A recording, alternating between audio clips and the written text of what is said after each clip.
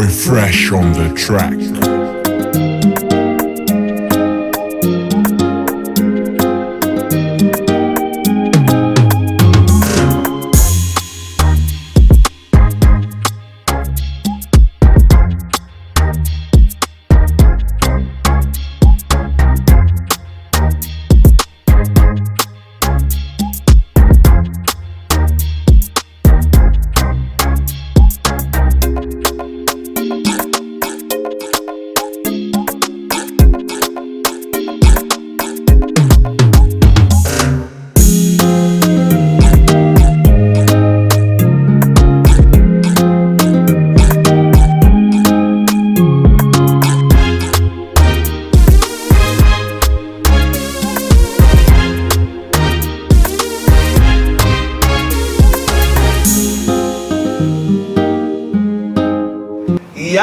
Wagwan people magadi muri Zimbabwe salibona linjani. Welcome to Zimu Reality ITV pamzora nasi pamasangana DJ Spark Zimbabwe wachingwava maletesa chingwava zvinoda kuchitika mativi mana ose enyika muzora nasi takwanisa kungwava mukoma tatenda pinjisi pachiraundi episode 15 saka ndine zvatoda kuti nditaure nawo muzora nasi ndizvoda ndidiscusse nawo zvoda kuti mhuri yeZimbabwe izive. Asi satatanga zvangu program yangu ndongotanga nekungoti welcome to Zimu Reality ITV mukoma tatenda. Thank you so much.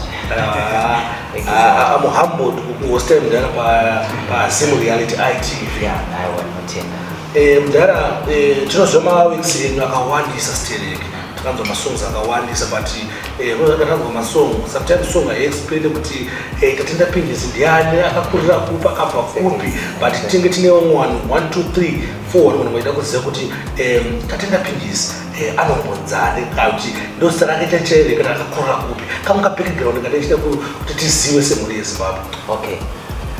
Tatenda pinjisi akakurira kwaMutoko.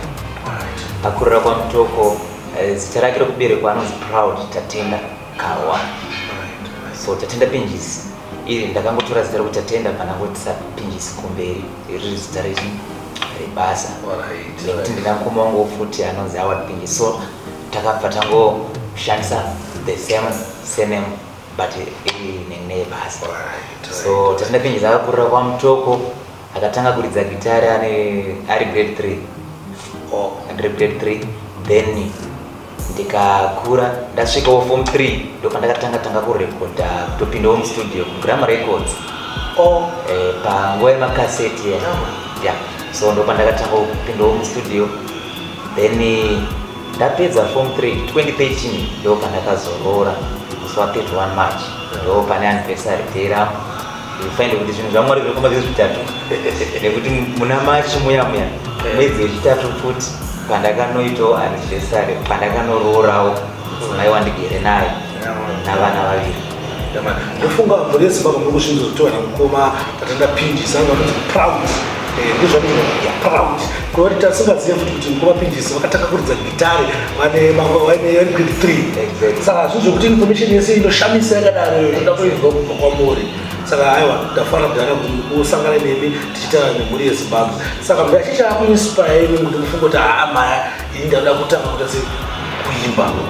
Yeah, inini kubva ndichizvarwa I think ndakasiyiwa namai vangu ndine 3 months. I think ndakasina kupasanangura ipapo pa 3 ndakasiyiwa namai vangu ndine 3 months. Life yangu inosiririsa but inoinspire vamwe vanhu kuti vazive kuti kuna Jehovha kunze uko. So chakandinspire kuti ndipinde mune zvekuimba ndakaona kuti zviri nyore kuti ndikwanise kuparidza ndichiimba munhu wose anonzwa even chero saizvozvi mune mukoma DJ Spark right now vanhu vakutonzwa kuti ndinani uyezve ndinokwanisa vanhu vanokwanisa kugamuchira shoko sei through mawords nelife yangu yandakararama. Alright. Ndafunga papa mapajikisa mdara tayatsodzwa information yakanaka yangaita se yangachida kunzwa panyaya dzekuti makatanga sei chichakuinspire right. Saka mdara imimi pane maartistu here wai makazofunga kuimba sungura because toziva studio tine misambo yakawandisa muZimbabwe kune danzo kune sungura kune gospel kune chi wai makachuza kuti amaya ini ndakuenda kuthesite.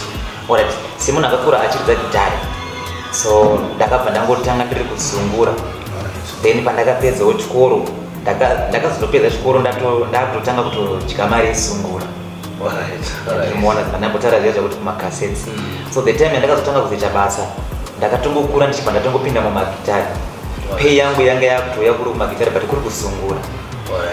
So ndakatanga kushandira munhu akatanga kundipa pay yekuridza magitari neGift Amuli.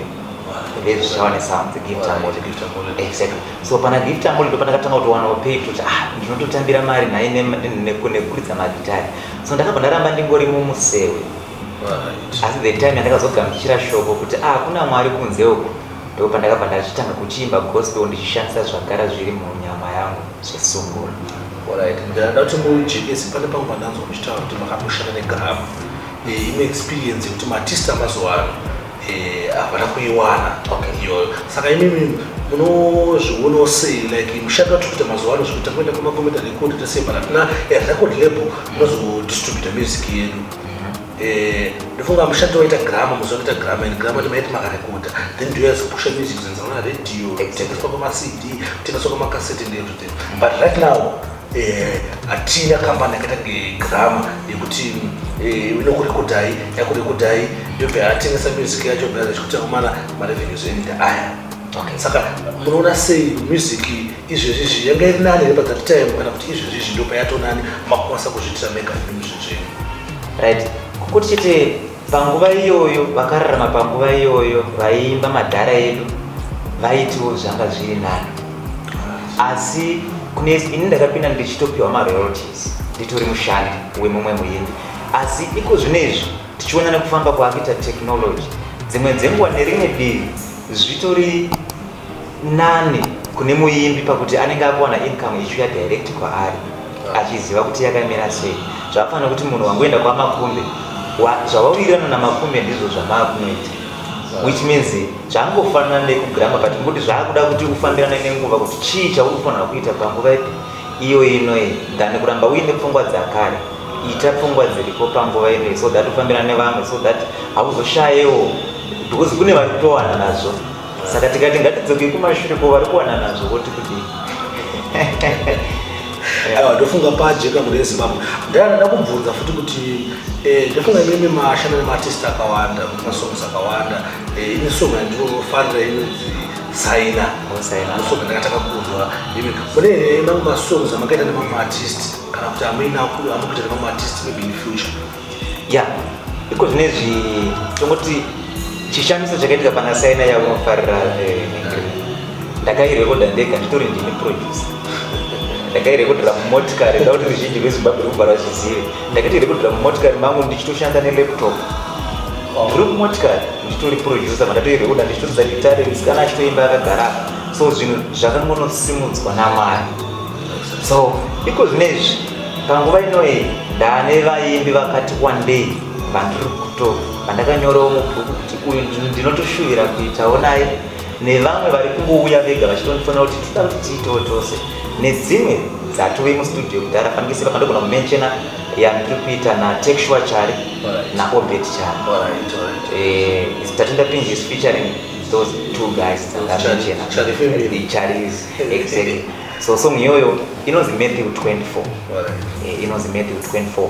So iri kuya futi manje takatirekoda kudhara but takutongofaitira kuti tichiite video then yoiswa kuvanhu. So vakawanda vanhu tiri kuda kuita navo ende vakawanda vatori muprocess. Pajeka panyanza makolabo apo zvavapachena komudhara imimi makatanga kurova music kudhara zvekuti makashanda neGrama nezvinhu zvakawanda zvamakaona kubva even muchiri mudiki.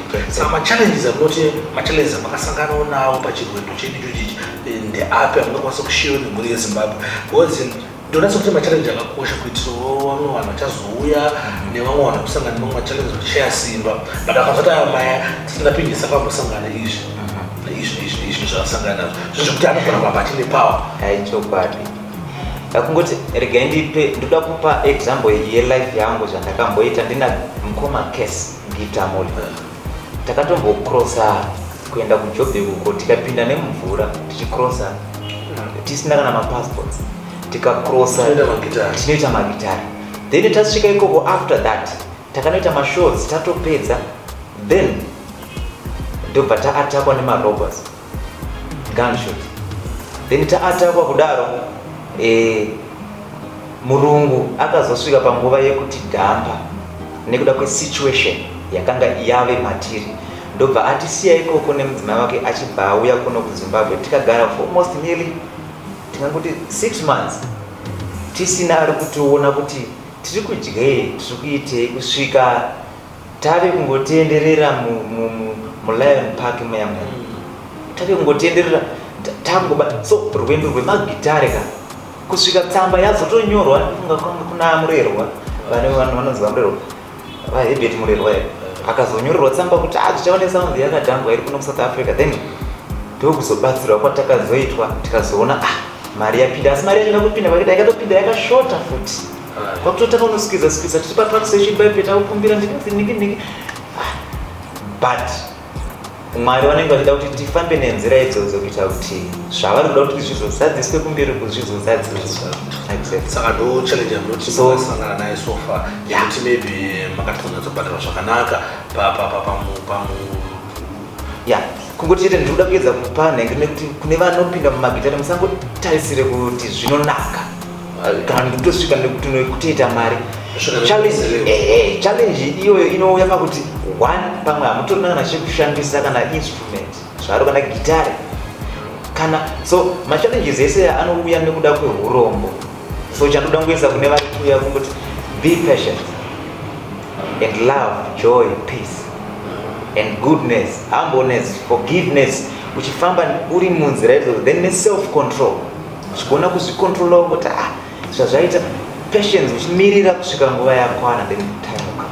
Right. Saka mudada kubva pamakatanga kuti mune maalbum mangani so far kati amakati maite amati marecorda so far? Yes, so far ndane maalbums matatu.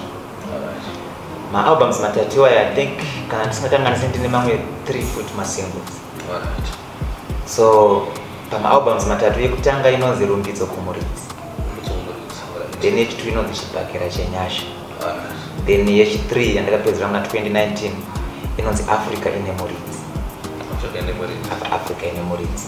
Then masingle tracks yakauya imwe inonzi Maintenance nedzimwe I think neimwe iri kupisa manje anaya ndofunga pasocial media iri kungopisawo. Ndakaita video ndo yakanzipira takaona recently yakanzi zonini chabuda mukungu chasimuka kunyaza ndiyoyo but ndichiona madzukira ndakaita song video zvoratidza kuti pane something kwatidzowa ichi chakuita kutoti munyorera song ufunge that topic. Alright. Because it's not, I don't think it's something from nowhere. What about chabuda munyanza? Yeah. Rega nditi chasimuka kunyanza paipe revelation yakauya pandiri. The time yandakagamuchira Christ, kuti ndakunyatsokugamuchira Christ zvisiri zvoda kufadza munhu but chokugamuchira Christ inini ndakabva ndapiwa revelation ndikanzi verenga pana Revelation chapter 13 from verse 1. Ndakaona musoro wenyaya wakanzi the beast comes from the sea.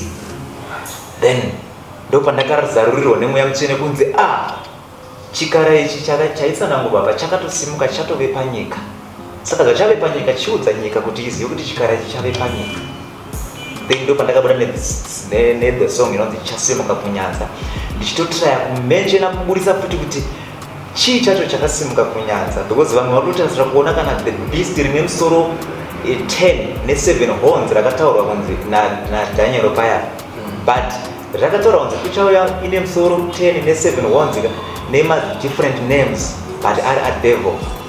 Zvairevera chito kuti Satan achauya nenzira dzakasiyana siyana because ukaverenga Yesu unozoona pakanozadziswa kunzi that beast world yese ichaworshipa the beast. Saka kudhara ndipo right now titori nesituation yekuti ipapa unotonzwa wega kuti pane something chakawoshipwa neworld yese, munhu wese akatanga kutozviita. Ndio kuwoshipwa kwacho kwaitaura just because takapinda fear, iro shoko richiti fear only God. So ndo chikara chandakabva ndazarura kuti chichizadzisa kuti vanhu vaone kuti chokora chikara chave ende mwanakomana waMwari ave kuita sei, ave kudzorwa. Saka kuti zvinoita sesono but murezi vanoda kuziva kuti kasha chinhu chatopa ground tichaita kuti chinhu kuti makaoneswa saka tichiziva manje kuti chii takuti mainterest manje deep takuda kutohadhira kuti chii chaicho chatingati so far nesituation yatinayo munyika yatinayo muworld chii chingave chiti chikara chacho tigare tasparksika takangwarira. Exactly right. Chikara chakasimuka kubva kugungwa.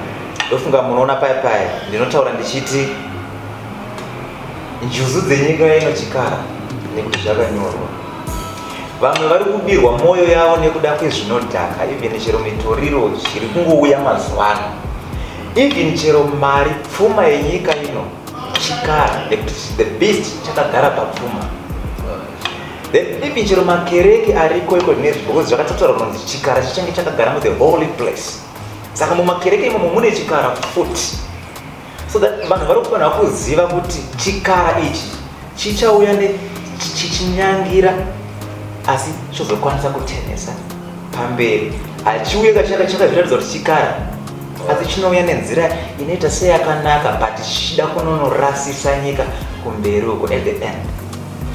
So ndo chenjedzo yandaipa munyika kuti hokoyo chikara ndachiona chichauya pamwe dzimwe dzenguva nekumadzimai oti regai ndiite vasikana vakawanda kana kuti asi siri kuziva kuti agent yadevil ndeipi because kune imwe agent ichauya ichibva yatokutora ichibva yanopinda newe mugungwa. Saka tinasipasitofana kugara tiri very careful. Yes mafambo anoda kutariita but mudara pane nyaya yamataura yemadrugs chimbinapo ini semuimbi munoona sei nyaya dzemadrugs dzinongoitika mageto yuti vachirova madrugs even kwenye kusungureko varikudara pamwe yekuti kushiya kuti baba wakatonoka kana madrugs right. Saka moti kudini wanyaya dzemadrugs. Regai nditi inini ndakatombopinda futi mune zvemadrugs, musazondongondoone kuti sezvinonzi ndakakura ndisiva kune vanotondiziva ndiri munhu wemadrugs. Zvekuti ndaitoenda pashow ndakatoitawo madrugs tichipurirana kuti zvinhu zvinokupa simba ende unenge wane power pastage. So ndinoda kuedza kurevera vanhu kuti chinhu chose chaunoita chine spirit behind. Drug rese raunobata ingave mbanje ingave mitoriro ingave chinhu chese chine spirit behind kumashuro. So inini pandakazarurirwa ndaitenge ndori nematanda angu wanda ndakatosunga ndichitoti time ndichazodai ndozodai but pandakangozarurirwa ndakabva ndanozvikanda uko ndichibva ndapfugama ndichibva ndauzwa kunzi every chinhu chese mutemberi handiti Jesu Kristu akatimirawo kundotemberi vangu ana boys ivava ndo vanga vachitogara vachitoshanda vachitogara vachitoti muno mutemberi yangu, which means every drug ritori nana boys vanenge vachitogara mutemberi yaChrist because you don't have Christ. Yes. I think nemadrugs maya azoitaura zvakanaka kuti unofanira kusiya madrugs ndokutaura chaipo itemberi yaMwari. Saka iwe ukada kuisa madrugs manje kuda kuti vakushanda influence yemadrugs. Right, ndizvo ndangoti drug ruro rine spirit behind kumashuro. Saka spirit yacho kana uchikuza kuti kana pasina chakati handiti chakati, ita kuti kana pasina Mwari handiti chakati, noti kuti kana pasina chakati handiti chakati. So now vanhu vari kutoworshipa madrugs vasiri kuziva kuti they are now worshipping madrugs. Ndamuna video umupedza chiti umphaumbu ndone mukadzi wangu umphaumbu ndone mba ndokuti zvikwati iye akutenda madrugs kuti madrugs anoita kuti zviitike. Ivo Jehovha vachiti ndiri Mwari une shanje. I think pajeka muri Zimbabwe. Right. Ndakabvunza pane any project ari kumberi like mamwe album ari kuna kuti 2021 atasvika. Like 2021 zvandiri kuita ndiri kuunza single tracks anenge aine videos. Sezvo ndakatotanga pana chasimuka kunyanza. Ndiri kutounza single tracks anenge aine videos. Iko ndiri kuda kuburisa single ndichingoita videos. Ndo zvandiri kuita. So kuti nditi mhuri yeZimbabwe itarisire album gore rimwe handisi kuvati vatarisire album ngavatarisire masingles anenge ane videos akawanda exactly. So that vanhu vonyatsonzwisisa nekuona zvandinenge ndichiedza kutsanangura. kunyika. Awa muri Zimbabwe ndofuwa manzo kwamgoba tichindapinjiswa chitara zvinhu zvakawanda zvekuti zvatibatsira tese semhuri yeZimbabwe. But ndisatavhara kango chirongwa mudhara nda kubvunza kuti ndati mungondidzo kuti one artist wesungura unofarira one artist wezindanzo wamunofarira vamoti maya pamwene mbe makangolakso zvenyu unondoteerera. Okay. Right. Kusungura chekutanga ndechekuti kusungura ndinofarira vose zvavo vose ndinovada because ndine chandinopika ndichipika vose ndinovafarira. Then wandinoisawo apa wandinonyanyoteerera ndiani ndiri kutoshaya ndosana ndati vose ndinovafarira. Then ndo yekuzimu dhanzo futi ndinopika asi killer team ndinomboinspire nema message ake anokusha kunyika nekuti as long angori artist ari kukusha message iri kudzosa vanhu kuna Christ tinoklika. Ndofunga muri Zimbabwe manzwa zvataura namukoma Pinjis ndofunga kuma YouTubers vanofarira zimu reality ITV achavabvunze zvinhu boza tikaona nguva yapera saka still ndozvakanindazvo mudhara ndozveinformation yangaida kuti muri Zimbabwe iziva panokoma Pinjis aveo kana paine zvimwe zvoda kutaura mashoko ekupedzisira zvinoda kuudza muri Zimbabwe. Regai kuti angu muri Zimbabwe chekutanga love, joy, peace, gentleness, goodness, patience, self-control. And panguva inoi regedza ndikupeka one acapella, but this acapella iri kukudzai chokwadi, chimwe chokwadi chamusinga vamwe vachifarira kuti chinzikwe asi ndinochifarira kuti chinzikwe nekuti chiri kurepresenta Christ. Nguva ino munina usanyeperwa, haisi nguva yekutsvaka vaprofiti, tsvaka Jesu. Nguva ino hanzvadzi usanyeperwa, haisi nguva yekutsvaka vaprofiti, tsvaka Jesu. Iwe pfukama kaunamate usanganeka nedenga, pfukama kaunamate usanganeka nedenga, usiye zvivizvo uziye kuzvitutumadza, vanakomana ave kudzoka mirawo panzvimbo oyo. A big tune. Dara, sakapedza zvamunoda kutora kaka ili ndakudze ndifane saina. Bona kuti ikiwa ungesaina tobva tangovhara zvedu. Don't forget to subscribe because ndadzoka. Ngoti ndikopedza ngoro wachi akapela ichi tobva ndase tobva ndati ngoro mbichana ipo pai. Ndinozviziva mudzimba kuti mune popoto mune mhirizhonga, zvandafunga kufamba uri urwendo, isu tinoda tifambe namweya mutsvene.